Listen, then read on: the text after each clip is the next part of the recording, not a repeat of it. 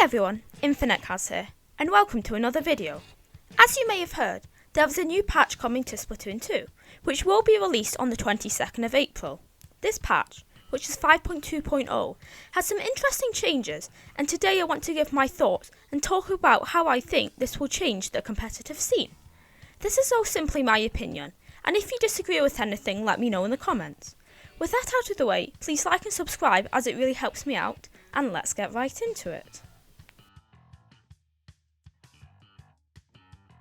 Let's just start off with some smaller changes that won't have much impact on the weapons mentioned. First, the .52 gal now has a better likelihood of painting around your feet when firing. I don't play this weapon, but any paint buff is nice to have, and I can see the gals being used slightly more because of its mobility, but overall it's nothing revolutionary. Next, the regular splat rollers have a slightly extended splash of ink when swinging horizontally. Again, this is a simple paint buff and could help against opponents that just outrange you, but I don't see it having any impact. The Flings of Roller's vertical swing is now faster by 3 frames, which on one hand is nice, but the fall off damage makes the roller too weak to be a good choice in competitive. In my opinion, the Flings needs a damage buff to be viable in the meta. And once again, it received another small buff that won't affect its usage. I'm not complaining, as any buff is nice, but I wish Nintendo would help underused weapons more rather than focusing on tiny tweaks. The Tri-Slosher has a reduced interval at which you can repeatedly swing by 2 frames, meaning that you can shoot very slightly faster. Not much to say here, a nice buff, but I don't think it will affect usage of it in any way, considering the competitive scene currently. The Heavy Splatling has reduced variance of shot spread when firing on the ground by roughly 6%, which means it's slightly more accurate when firing. This is very nice, but when I use the Heavy, I've never noticed it being inaccurate, so I don't think its playstyle will change in any way.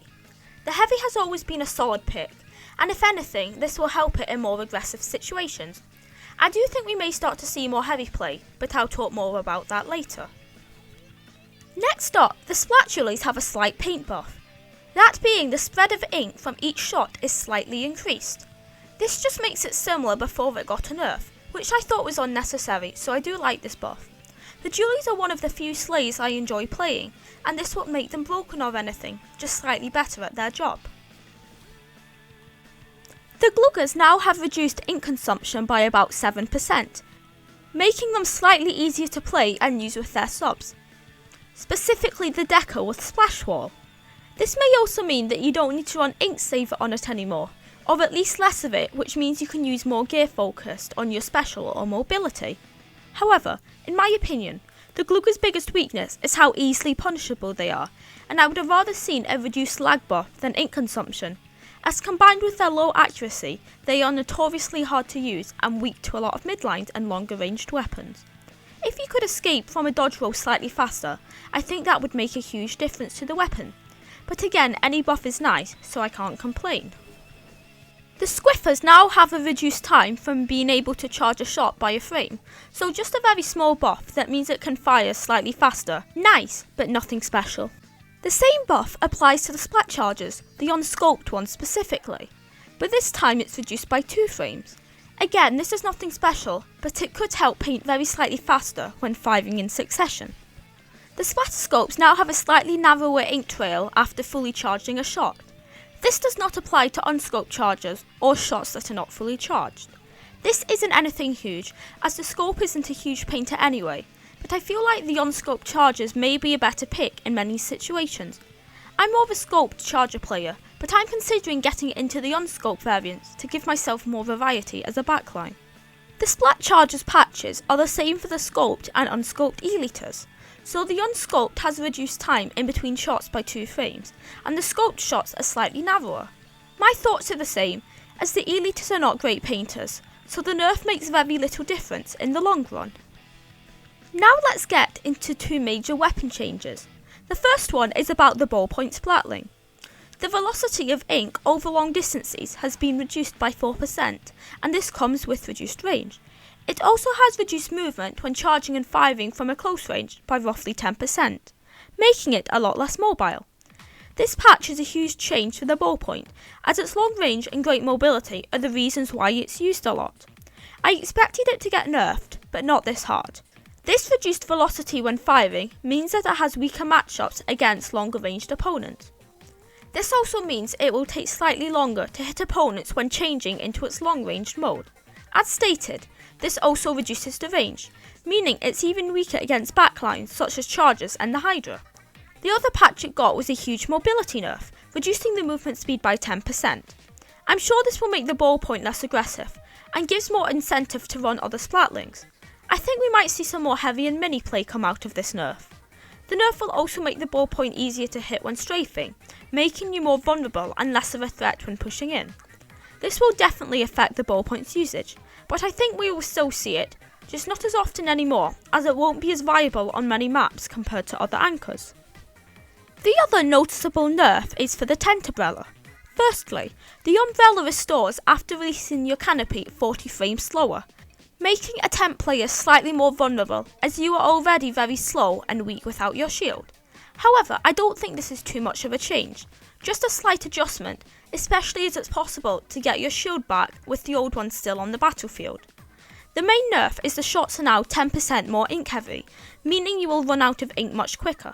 However, this does not affect the ink needed to open your canopy. I don't think this will affect its usage too much, just tent players need to be more careful when picking fights, and it can be made up with some ink saver if you choose to run it.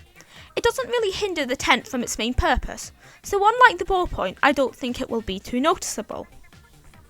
The only sub to get a change is the Toxic Mist, which now affects Baller. This is nice for trying to escape, and also slowing a Baller down in Clan Blitz, which gives you time to pop them and prevent a push. However, not many weapons have Mist, and the ones that do are rarely played, so I don't think this will make much of a change, but it's still nice to have. Now let's move on to specials, and first up is the Baller. To detonate your Baller, you now have to hold ZR for 16 extra frames. This makes you slightly slower when being attacked, so it's slightly more risky. The main change is now the weapon weight affects the speed you roll. Lighter weapons with Baller, that being the Golden Arrow Spray, Lunar Blaster, Inkbrush Nouveau and Sorella Tent Umbrella, all have increased acceleration, so you can move faster. However, the Custom Explosion, which is a heavyweight weapon, has reduced swim speed by 14%, making it harder to push in and provide pressure. However, any other weapon with Baller is totally unaffected by this. So my thoughts? I don't think it will affect anything, but it may make the vanilla Luna even more aggressive, which could make it see more play. I don't think it will affect the Explosion's usage, as the main weapon itself is so unique, the special isn't as vital to the weapon as many others. The other special to receive a nerf is the Bubble Blower. The first change isn't a bad one, as it extends the time it takes for bubbles to pop naturally by 2 seconds, allowing them to be on the map for longer. This is great for defensive play, but doesn't affect how the special is played. The main hit the special gets is the first 2 bubbles are now smaller, the first one being much smaller, the second being somewhere in between the first and what they are before the patch, and then the final one being the size we are used to.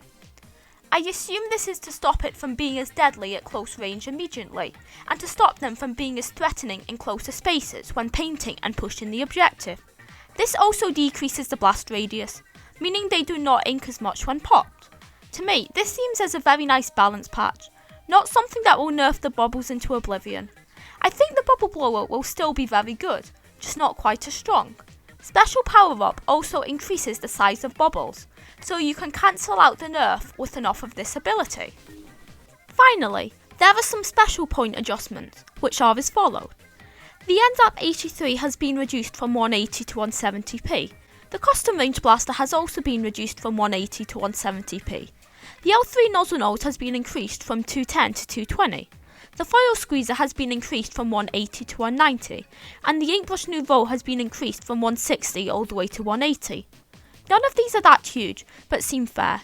The NZAP 83 is hardly ever used, so maybe a very fast rain can help it. The same applies to the Custom Range Blaster.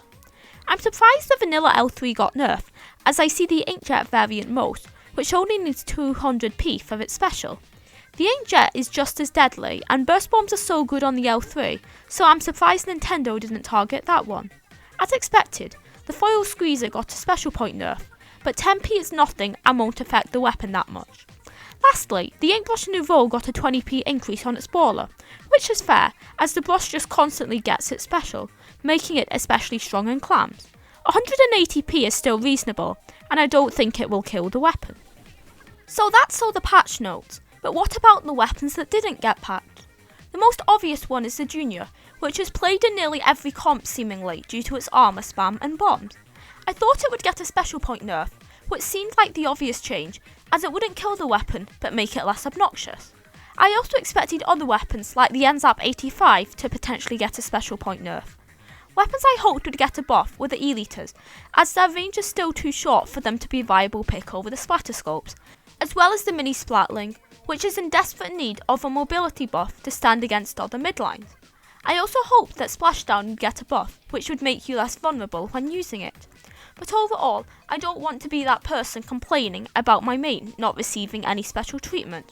Apart from the lack of a Junior nerf, I think this is a fair patch, and I'm excited to see how this will change the meta going forward. That's all for now. Thank you so much for watching until the end, and I hope you enjoyed. What do you think about this patch? Be sure to let me know. Please like and subscribe as it really helps me out, and I will see you all next time. Bye!